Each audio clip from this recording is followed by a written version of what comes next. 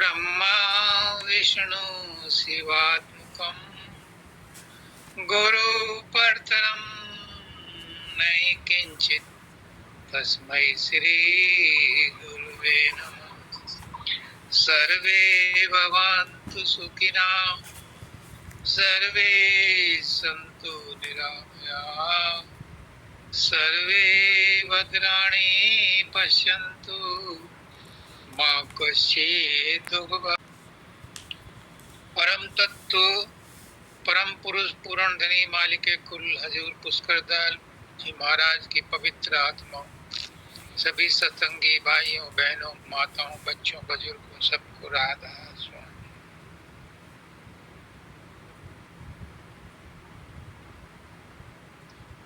आज मेरी खुशी का ठिकाना नहीं है।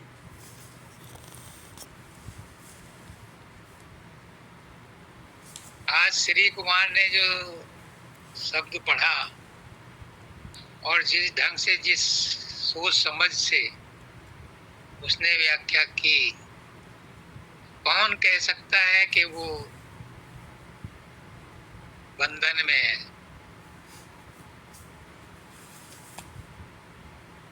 उसने कहा माया का फंद कटा दो। श्री कुमार जी, आपकी माया का बंधन आज कट गया।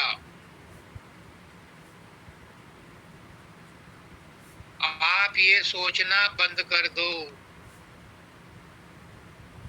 कि बंधन में हो।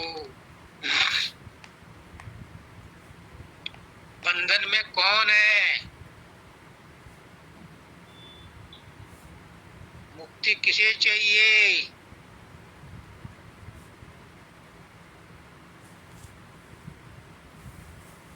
शरीर बंधन में नहीं है। शरीर को फर्क नहीं पड़ता।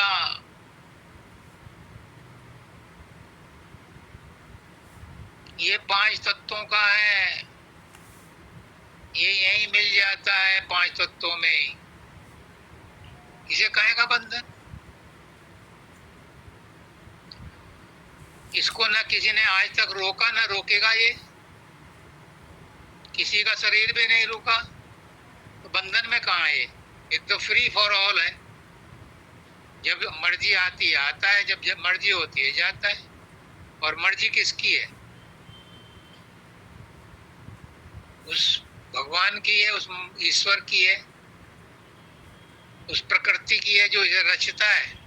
उसी की मर्जी से रचा जाता है, उसी की मर्जी से चला जाता है। तो शरीर बंधन में नहीं है, आत्मा भी बंधन में नहीं है। तो फिर बंधन में कौन है? बंधन में है मन। और श्री कुमार जी, ना आप शरीर हो न मन हो, और मैं जो कहता हूं तुम आत्मा भी नहीं हो, तुम विशुद्ध आत्मा हो। तो तुम्हारा माया का जाल कट गया। तुम आज से मानो कि तुम बंधन में नहीं हो। जो बंधन में मानता है वो बंधन में रहता है। जो बंधन में नहीं मानता अपने आप को, वो बंधन मुक्त है।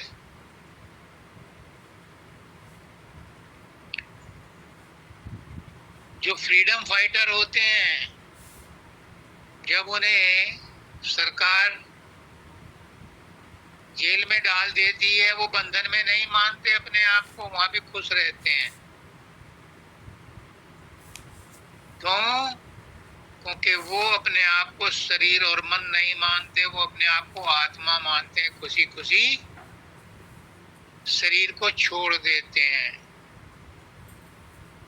आप भी बंधन में नहीं हो। ये माया क्या है जिसका आपने जिक्र किया है? माया,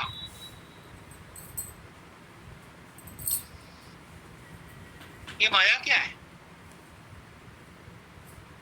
माया वो है जो है नहीं पर दिखती है।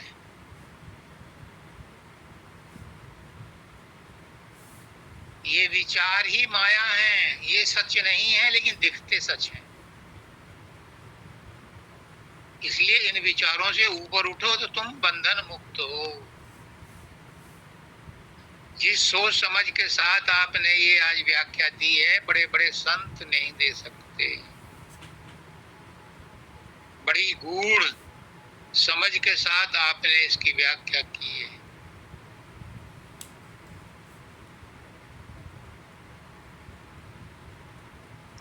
तेरी दया हो मुझ पर मेरे कृपाल दाता,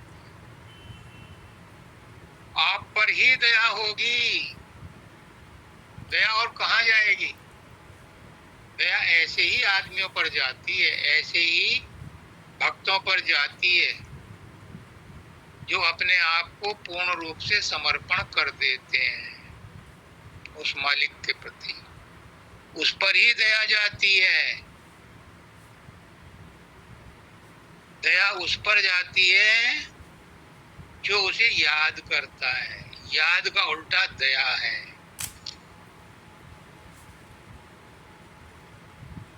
दया उस पर जाती है जो 24 घंटे गुरु को बैकग्राउंड में रखता है, गुरु को याद रखता है, परमात्मा को याद करता है। परमात्मा और गुरु एक ही है।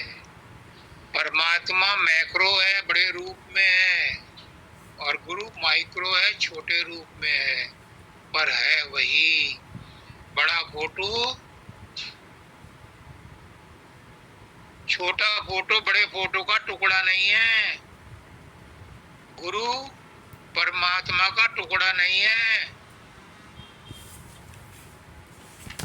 बड़ा फोटो और छोटा फोटो एक ही है, बस साइज का फर्क है। बूंद और समुद्र में फर्क नहीं है। वो समुद्र है और वो बूंद है। बूंद के बिना समुद्र नहीं और समुद्र के बिना बूंद नहीं। तो तुम वही हो जो कह रहा है मुझ पर दया हो। दया कौन करेगा? जब अपने अंदर घुसोगे तो तुम देखोगे कि आत्मा ही परमात्मा है, सूरत ही शब्द है। ये तो कहने सुनने की बातें रह जाती हैं कि दया करो। दया तो आप अपने ऊपर करो। अपने आप को पहचानो। पहचान ले अपने को तो इंसान खुदा है। जाहिर में गो खाक है मगर खाक नहीं है। जलवों की खता क्या जो दिखलाई नहीं देते, खुद देखने वालों की नजर पाक नहीं है। हम अपने आप को नीच समझते हैं, कमीना समझते हैं, छोटा समझते हैं, अधूरा समझते हैं।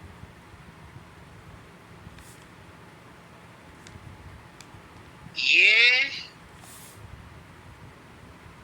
एक हद तक तो ठीक है, समर्पण करने के लिए तक तो ठीक है, लेकिन अगर आंतरिक रूप से देखा जाए तो हम उस परमात्मा के अंश हैं, इसलिए हम वही हैं। तुम वही हो। वो कृपा किस पे करता है? कृपाल दाता। ये समझने की बात। उसकी कृपा तो हो रही है, 24 घंटे हो रही है। कौन कहता है कि भगवान आते नहीं? हम उनको प्रेम से बुलाते नहीं। उसकी कृपा तो हो रही है, लेकिन हम कभी प्रेम से उसकी ओर देखते ही नहीं,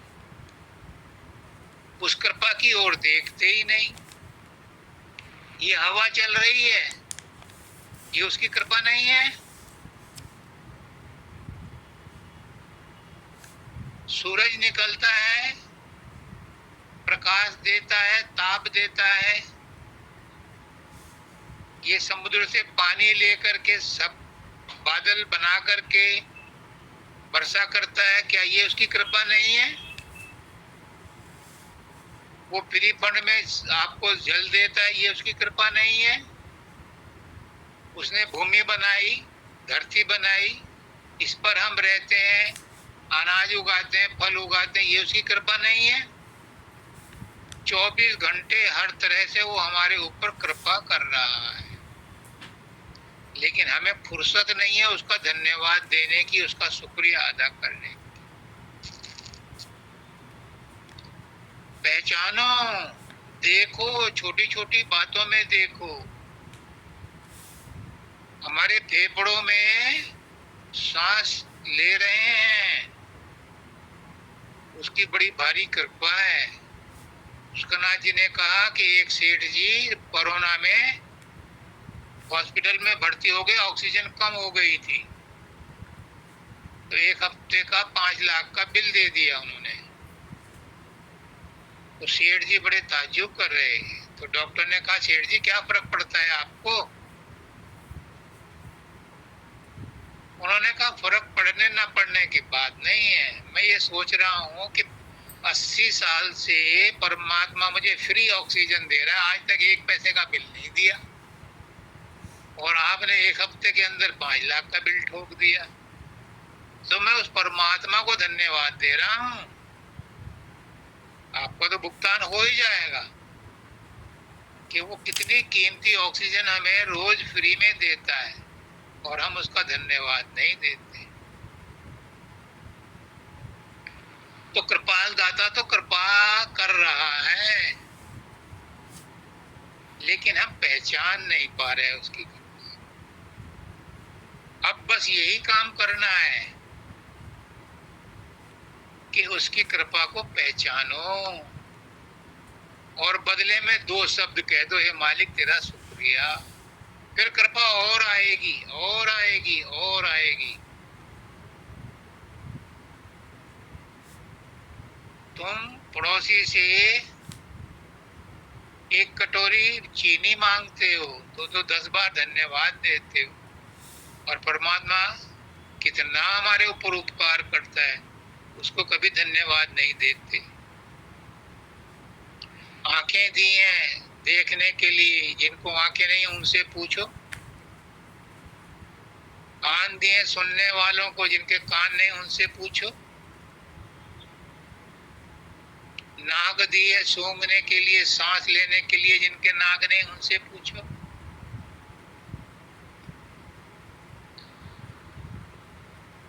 कितना उसने दिया, किसी चीज का अभाव नहीं रखा, फिर भी हम शिकायत करते हैं, तूने हमें ये नहीं दिया, तूने हमें वो नहीं। जो दिया उसका शुक्रिया नहीं किया, जबकि वो सबको सब कुछ देता है, आपकी योग्यता के अनुसार सब कुछ मिलता है। रखकर शरण में अपने कर दे निहाल दाता। उसने तो आपको शरण में ले लिया, तुम्हें नाम मिल गया, निहाल कर दिया परमात्मा ने, गुरु ने तुम्हें।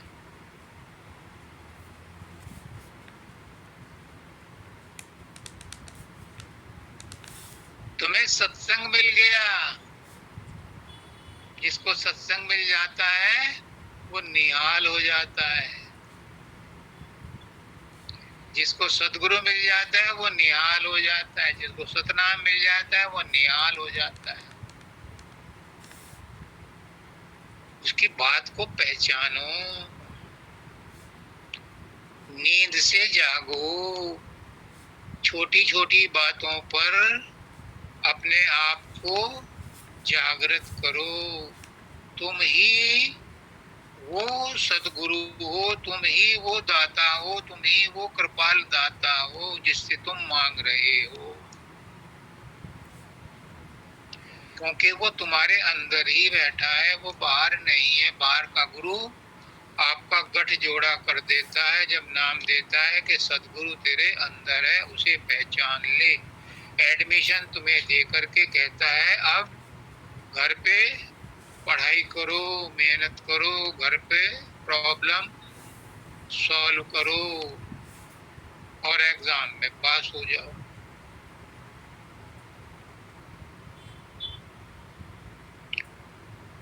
भव सिंधु में पड़ा हूं, उससे निकाल दाता। भव सिंधु क्या है? विचारों का समुद्र है, और विचारों के समुद्र को विचारों से ही काटा जाता है। पुष्करनाथ जी कहते हैं कि गुरु तुम्हारी सोच बदल देता है। तुम पहले अपने आप को कमजोर समझते थे, दीनहीन समझते थे। आज गुरु कहता है तुम दीनहीन नहीं हो। एक दिन पुष्करनाथ जी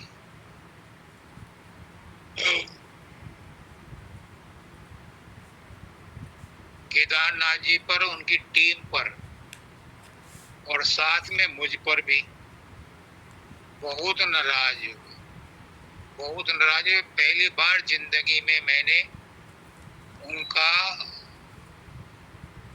वो नजारा देखा था। क्यों? वो ऐसा भजन गा रहे थे जिसमें हर जगह अपने आप को कमजोर, नाकारा, नाकाबिल, पतित, पापी कह कह करके पुकार रहे थे, और बड़े जोर शोर से वो भजन गा रहे थे। उन्हें लग रहा था कि वो बहुत अच्छी अरदास कर रहे हैं गुरु के चरणों में, और वो नाराज हो रहे थे। मुझे भी लपेट लिया महाराज जी ने कि राजेश किस सह पर गा रहे हैं। खैर, मैं उठा और वहां से लाइब्रेरी में से एक किताब लाया। शब्दानंद जी महाराज ने उसमें लिखा था, प्राणों का है प्राण पिता तू, जीवन का है आधारा। जब केदारनाथ जी ने उसे पढ़ा, सुनाया, गाया तो महाराज जी एकदम खुश हो गए। हाँ, ये बात सही है कि गुरु प्राणों का प्राण पिता है।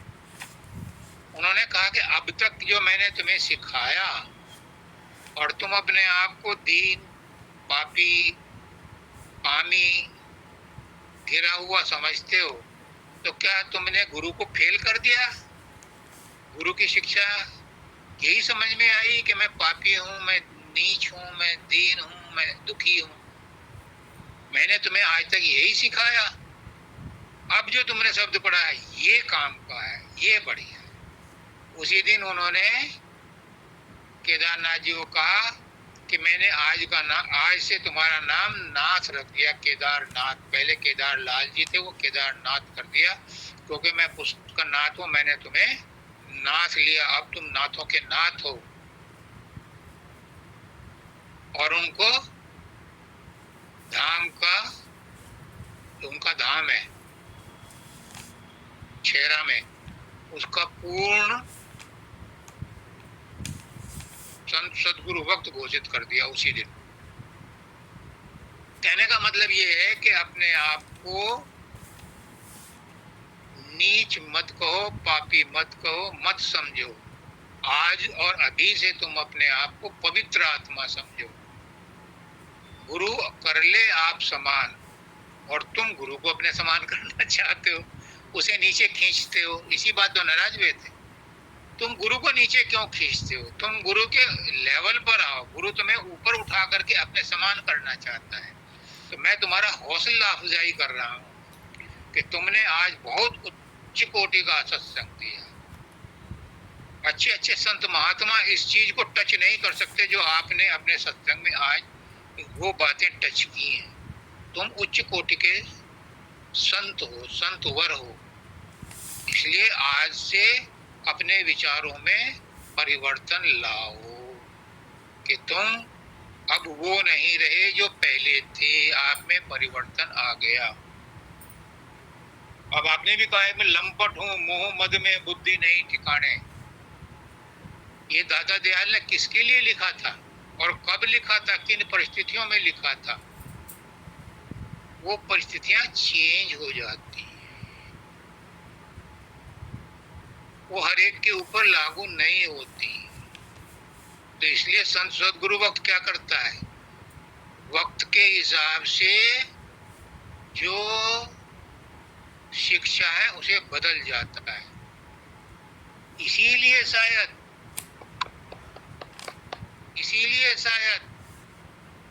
दादा दयाल जी महाराज फकीर बाबा को कह गए कि फकीर, मेरी शिक्षा को आने वाली पीढ़ी पसंद नहीं करेगी, तुम शिक्षा को बदल जाना।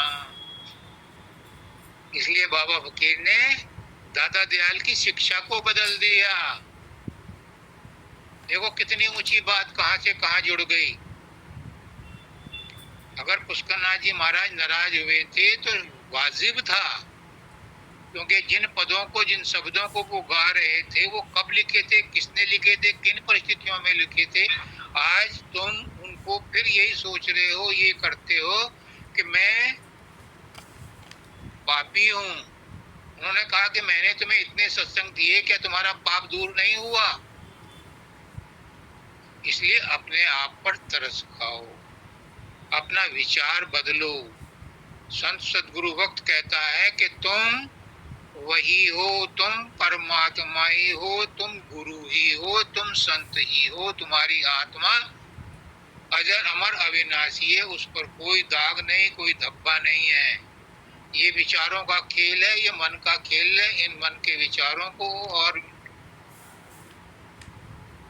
से ऊपर उठो और अपने आप को आप विशुद्ध आत्मा मानना शुरू कर दो। ये संत सदगुरु वक्त की वर्तमान शिक्षा है कि तुम सब अधिकारी हो, कोई भी अनाधिकारी है ही नहीं, हो ही नहीं सकता, क्योंकि आत्मा या हमारी सूरत उस शब्द की अंश है जो चैतन्य है, जो सर्वशक्तिमान है, जो स्वयंभू है। वो सब कण कण में व्याप्त है, उसमें कोई मिलावट हो ही नहीं सकती। ये मिलावट की जो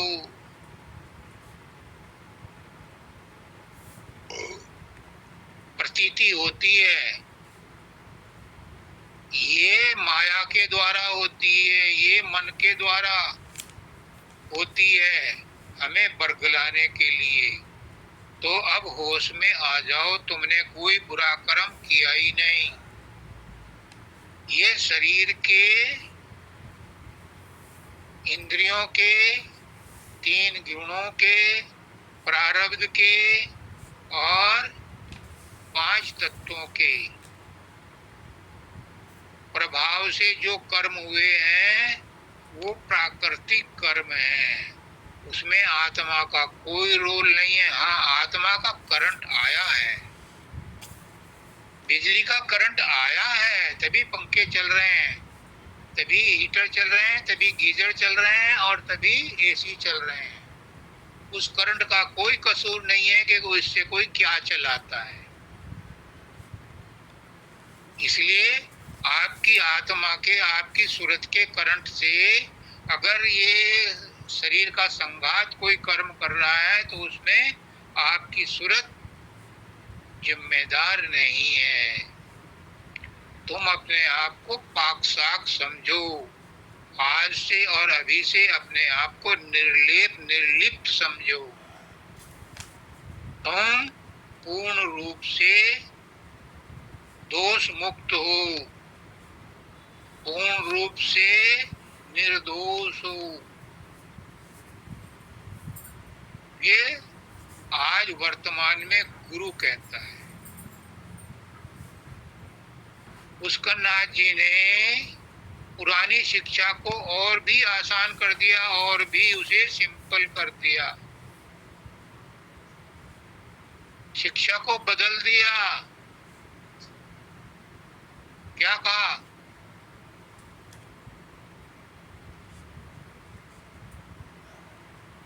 सब करनी मैं आप करा,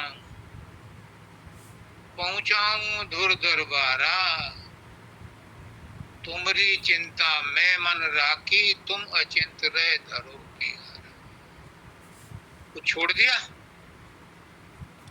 उन्होंने नहीं कहा सुमरन ध्यान भजन करो, शब्द सुनो प्रकाश देखो, नहीं।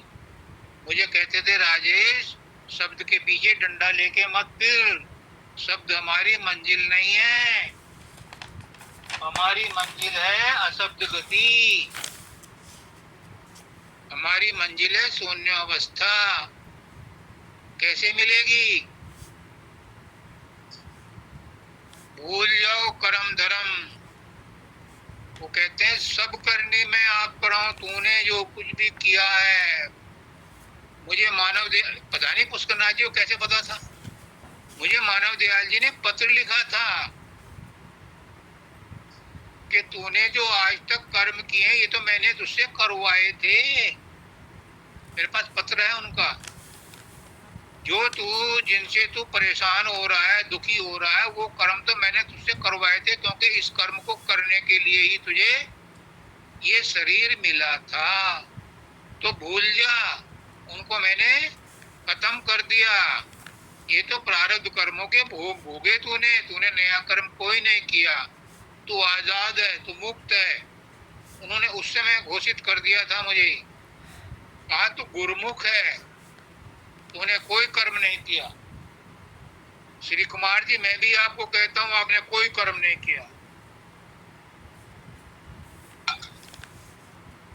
आप मुक्त हो। जो गुरु ने मुझे दिया है वही मैं आपको दे रहा हूं, अपनी तरफ से नहीं दे रहा। उन्हीं की शिक्षा आगे बढ़ा रहा हूं, वही ज्ञान आपको दे रहा हूं जो मुझे मिला है। मेरे पुष्करनाथ जी कह गए मुझे कि जो ज्ञान गुरु ने दिया है वो तुम बांटो तो तुम गुरु ऋण से उऋण हो जाओगे। मैं आप लोगों का बड़ा शुक्रगुजार हूँ कि आप मुझे वो मौका दे रहे हैं कि मैं अपने गुरु ऋण से उऋण हो जाऊं, उनका ही ज्ञान आपको बांट रहा हूँ। तुम में से कोई भी सिंगल आत्मा भी ऐसी नहीं है जिसने कोई बुरा कर्म किया हो।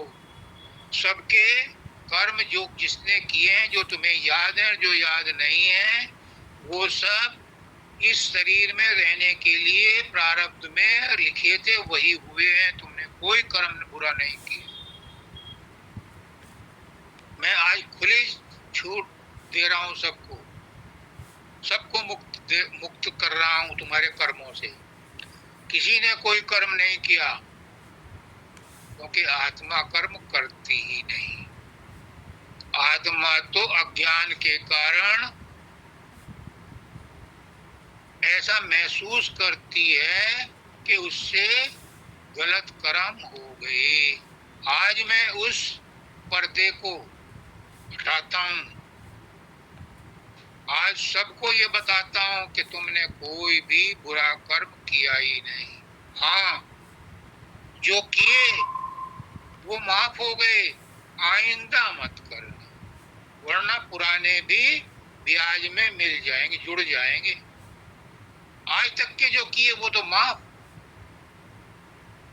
आपकी सहूलियत के लिए बता रहा हूं कि अगर आपके मन में आज तक ये बात रही है कि मुझसे कर्म हुए हैं, तो उन्हें मैं माफ करता हूं बहैसियत गुरु के।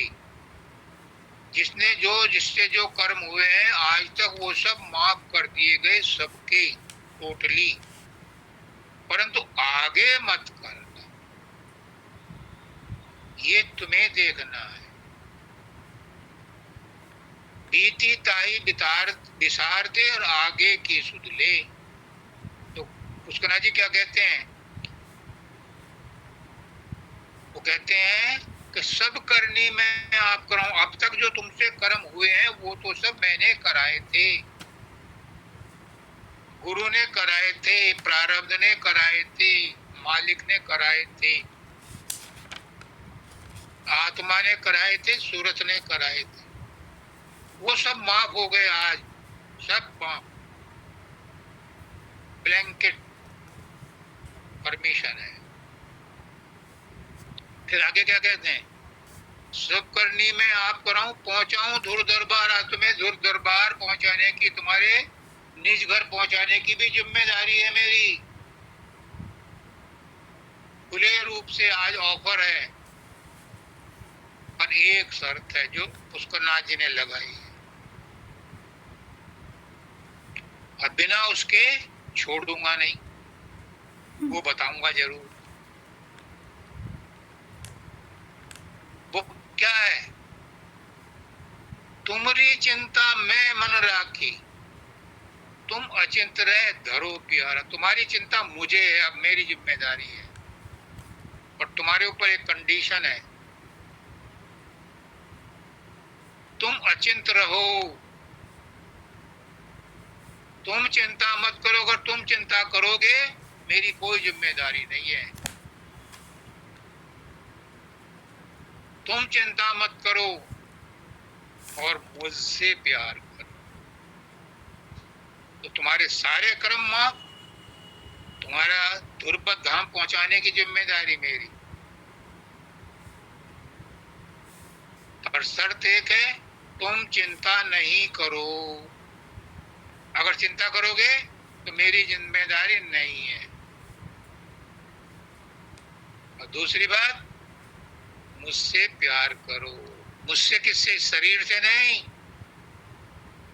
अपने अंदर में अपने आप से प्यार करो, उस शब्द से प्यार करो जो तुम्हारे अंदर 24 घंटे बोल रहा है। तुम्हारे सारे काम पूरे हो जाएंगे।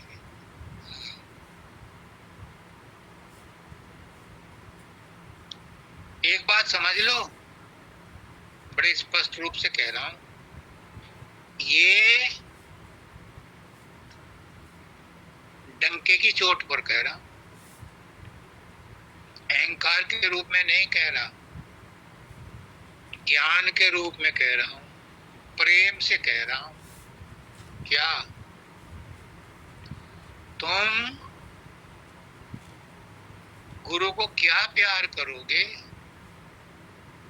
तुम गुरु को क्या दोगे? गुरु तो तुम्हें सब कुछ दे रहा है और देता आ रहा है। जो तुम प्रेम करोगे वो भी गुरु का ही दिया हुआ है। तुमने तो अपना प्रेम संसार में बांट दिया। अब गुरु अपना प्रेम दे करके तुम्हें प्रेम करने के लिए कह रहा है कि धरो प्यारा, मुझसे प्रेम करो। लेकिन चिंता तो तुम्हें ही छोड़नी पड़ेगी। गुरु तुम्हारी चिंता जबरदस्ती नहीं छुड़वा सकता, वो तो तुम्हें ही छोड़नी पड़ेगी। और एक बात का सबूत देता हूं ताकि तुम्हें यकीन हो जाए कि गुरु तुम्हारे अंदर मौजूद है। बताऊं? पहचानोगे? तुम्हारे सबके अंदर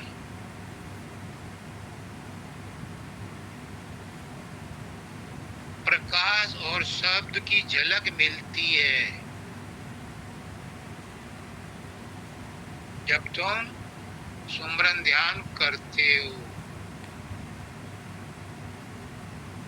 ये इस बात का सबूत है कि प्रकाश और शब्द के रूप में गुरु वहां मौजूद हो चुका है, आ चुका है। उसने वहां अपना स्थान बना लिया है।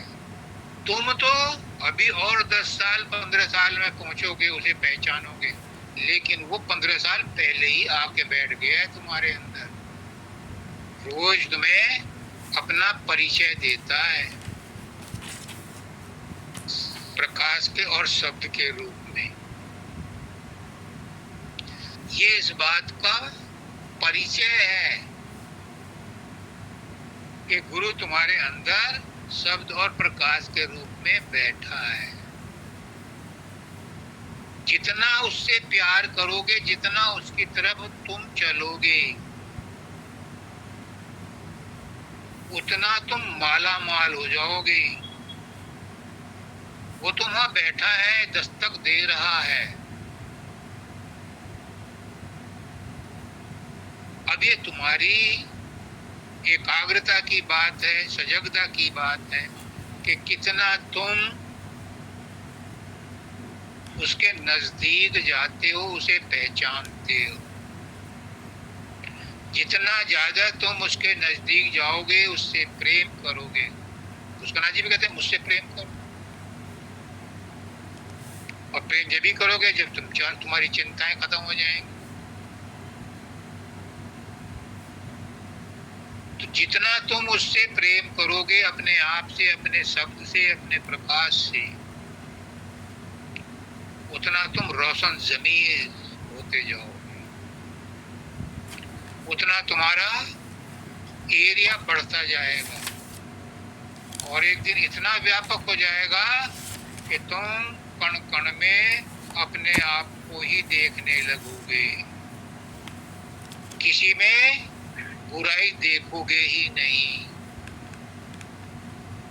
जब ऐसी स्थिति आ जाती है तो क्या होता है? यही आत्म साक्षात्कार की निशानी है, यही मन के निर्मल होने की निशानी है, यही परमात्मा के समीप जाने की निशानी है कि हर एक के अंदर जिधर देखता हूँ उधर तू ही तू है, कि हर शय में जलवा तेरा हुआ।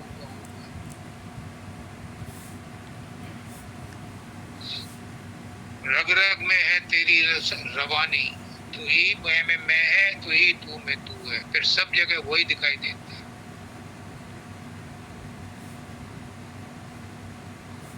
ये कल्पना नहीं है, ये सच्चाई है। सब आप उसी अवस्था में जाने के अधिकारी हो, आपको रास्ता मिल गया है, आपको सतगुरु मिल गया है, आपको सतगुरु ने सतनाम दे दिया है, सत्संग दे दिया है और तुम्हारी मदद करके तुम्हें प्रकाश और शब्द से जोड़ करके तुम्हें उसका परिचय दे रहा है। और इससे ज्यादा क्या चाहिए? ये रेसिपी तो तुम्हें खुद बनानी पड़ेगी। गुरु ने तो आपको रेसिपी के आइटम बता दिए, बनाने तो तुम्हें खुद पड़ेगा, खाना तो तुम्हें खुद पड़ेगा, तभी स्वाद आएगा। बनवा भी लोगे किसी से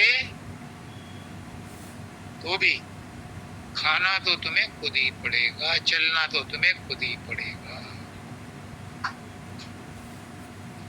गुरु पूरे राधा स्वामी तेरा ही आसरा है। हाँ, ये बात सही, आसरा तो उसी का है, सहारा तो उसी का है। क्यों? क्योंकि बिना उसके सहारे के, बिना उसके आसरे के हम कहाँ ठहरेंगे?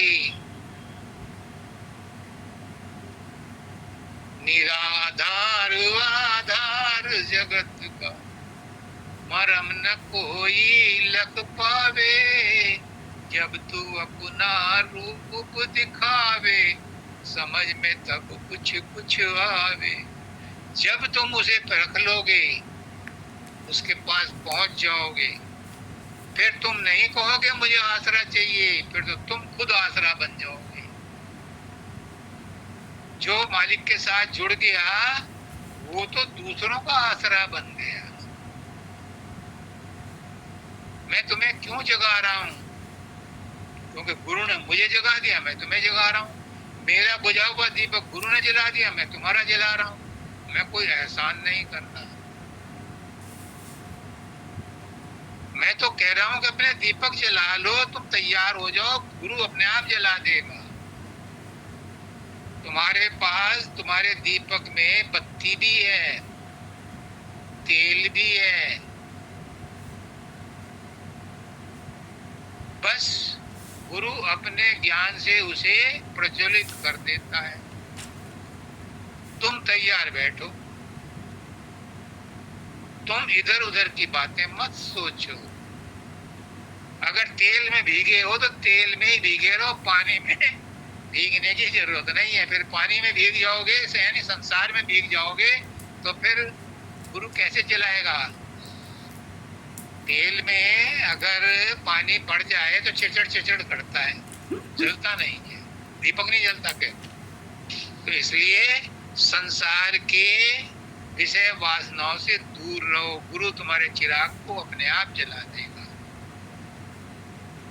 निश्चिंत रहो, तेरा ही आसरा है। हाँ, आसरा तो ठीक है, क्योंकि हम बिना उसके आसरे के अपने आप में कुछ भी नहीं। बूंद क्या करेगी? बूंद समुद्र की ही ताकत में रहती है, लेकिन अपनी ताकत नहीं है। ताकत समुद्र की है। आत्मा जो इस शरीर में आई है, जो आजकल जीवात्मा कहलाती है, वो आत्मा परमात्मा की ही अंश है, लेकिन उसमें इतनी शक्ति नहीं है कि वो उठ करके परमात्मा से मिल ले। इसलिए एक दूसरी शक्तिवान शक्ति लेकर के सदगुरु आता है, जो अपनी शक्ति से तुम्हें उबार करके ऊपर चढ़ने के काबिल बनाता है। इतनी सी बात है। चौं ओर से तना है माया का जाल दाता, ये सच्चाई है। इसमें झूठ नहीं है कि माया हमें हर बात में पग पग पर भ्रमित करती है और वो दिखाती है जो वो है नहीं। माया का मतलब ही ये है कि जो है नहीं वो दिखती है। और किसको दिखाती है? कौन करता है इसका जजमेंट? वो करती है बुद्धि। बुद्धि ही माप तोल करती है, बुद्धि ही माया को माया कहती है। मन कभी माया को माया नहीं कहता, हम कहते हैं माया, क्योंकि हम बुद्धि से सोच करके कहते हैं ये माया है। लेकिन अगर माया को माया मान लो, चलो माया को माया मान लो, तो परली पार हो जाओगे। और हम माया को माया मानते ही नहीं, उसे सच मान के बैठे हैं। और पुष्करनाथ जी यही कहते थे कि तुम झूठ को सच मान के बैठे। अरे माया को माया मान लो, उसमें क्या बिगड़ता है? नहीं, कोई नहीं मानता, उसे सच मानते हैं और इसीलिए आवागमन में पड़े रहते हैं। तो आपका आज का शब्द जो था, जो श्री कुमार जी ने पढ़ा, बड़ा मार्मिक था, बहुत अच्छा लगा और उनकी व्याख्या भी बहुत अच्छी लगी। सबको राधा स्वामी।